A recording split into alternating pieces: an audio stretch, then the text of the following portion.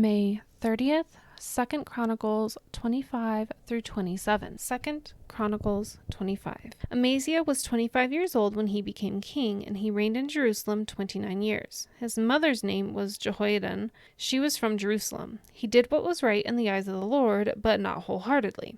After the kingdom was firmly in his control, he executed the officials who had murdered his father the king. Yet he did not put their children to death. He acted in accordance with what is written in the law, the book of Moses, where the Lord commanded, "Parents shall not be put to death for their children, nor children be put to death for their parents. Each will die for their own sin." Amaziah called the people of Judah together and assigned them according to their families to commanders of thousands and commanders of hundreds for all Judah and Benjamin. He then mustered those 20 years old or more and found that there were 300,000 men fit for military service, able to handle the spear and shield. He also hired 100,000 of fighting men from Israel for 100 talents of silver. But a man of God came to him and said, "Your Majesty, these troops from Israel must not march with you, for the Lord is not with Israel, not with any of the people of Ephraim. Even if you go and fight courageously in battle, God will overthrow you before the enemy, for God has the power to help or to overthrow." Amaziah asked the man of God, "But what about the 100 talents I paid for these Israelite troops?" The man of God replied, "The Lord can give you much more than that." So Amaziah dismissed the troops who had come to him from Ephraim and sent them home. They were furious with Judah and left for home in a great rage. Amaziah then marshaled his strength and led his army to the Valley of Salt, where he killed 10,000 men of Seir. The army of Judah also captured 10,000 men alive, took them to the top of the cliff, and threw them down so that all were dashed to pieces. Meanwhile, the troops that Amaziah had sent back and had not allowed to take part in the war raided towns belonging to Judah from Samaria to Beth-horon. They killed 3,000 people and carried off great quantities of plunder. When Amaziah returned from slaughtering the Edomites, he brought back the gods of the people of Seir. He set them up as his own gods, bowed down to them, and burned sacrifices to them. The anger of the Lord burned against Amaziah, and he sent a prophet to him, who said, "Why do you consult this people's gods, which could not save their own people from your hand?" While he was still speaking, the king said to him, "Have we appointed you an advisor of the king? Stop! Why be struck down?"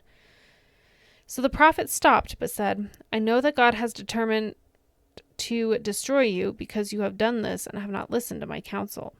After Amaziah, king of Judah, consulted his advisors, he sent this challenge to Joash, son of Jehoahaz, the son of Jehu, king of Israel. "Come, let us face each other in battle." But Jehoash, king of Israel, replied to Amaziah, king of Judah, "A thistle in Lebanon sent a message to a cedar in Lebanon. Give your daughter to my son in marriage.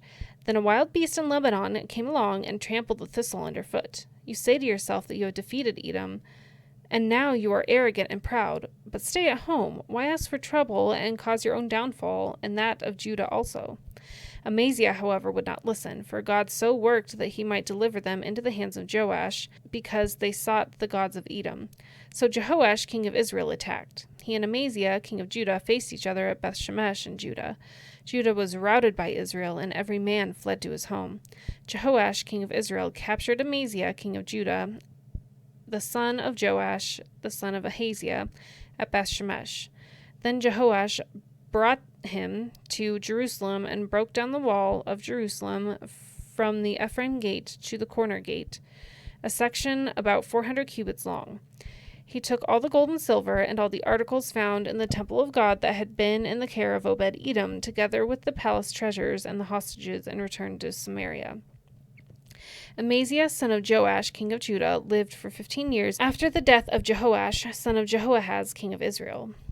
As for the other events of Amaziah's reign, from beginning to end, are they not written in the book of the kings of Judah and Israel? From the time that Amaziah turned away from following the Lord, they conspired against him in Jerusalem, and he fled to Lachish, but they sent men after him to Lachish and killed him there. He was brought back by horse and was buried with his ancestors in the city of Judah. 2nd Chronicles 26. Then all the people of Judah took Uzziah, who was 16 years old, and made him king in place of his father Amaziah. He was the one who rebuilt Elath and restored and restored it to Judah after Amaziah rested with his ancestors. Uzziah was 16 years old when he became king, and he reigned in Jerusalem 52 years. His mother's name was Jecholiah.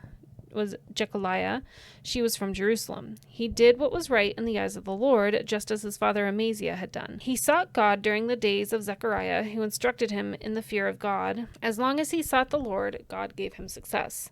He went to war against the Philistines and broke down the walls of Gath, Jabneth, and Ashdod. He then rebuilt towns near Ashdod and elsewhere among the Philistines. God helped him against the Philistines and against Arabs who lived in Gerbal and against Meunites. The Ammonites brought tribute to Uzziah, and his fame spread as far as the border of Egypt because he had become very powerful. Uzziah built towers in Jerusalem at the corner gate, at the valley gate, and at the angle of the wall, and he fortified them. He also built towers in the wilderness and dug many cisterns, because he had much livestock in the foothills and in the plain. He had people working his fields and vineyards in the hills and in the fertile lands, for he loved the soil.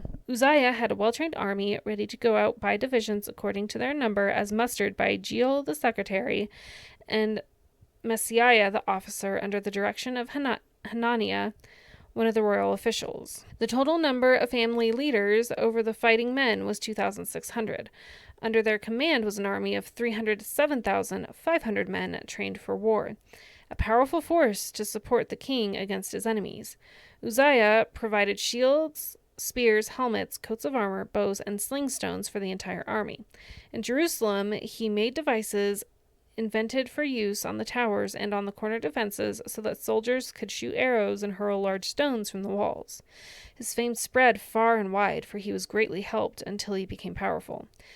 But after Uzziah became powerful, his pride led to his downfall. He was unfaithful to the Lord his God, and entered the temple of the Lord to burn incense on the altar of incense. Azariah the priest, with 80 other courageous priests of the Lord, followed him in. They confronted King Uzziah and said, "It is not right for you, Uzziah, to burn incense to the Lord. That is for the priests, the descendants of Aaron, who have been consecrated to burn incense. Leave the sanctuary, for you have been unfaithful, and you will not be honored by the Lord God." Uzziah, who had a censer in his hand ready to burn incense, became angry. While he was raging at the priests in their presence before the incense altar in the Lord's temple, leprosy broke out on his forehead. When Azariah the chief priest and all the other priests looked at him, they saw he had leprosy on his forehead, so they hurried him out. Indeed, he himself was eager to leave, because the Lord had afflicted him. King Uzziah had leprosy until the day he died. He lived in a separate house, leprous, and banned from the temple of the Lord. Jotham his son had charge of the palace and governed the people of the land. The other events of Uzziah's reign, from beginning to end, are recorded by the prophet Isaiah, son of Amoz. Uzziah rested with his ancestors and was buried near them in a cemetery that belonged to the kings, for people said he had leprosy.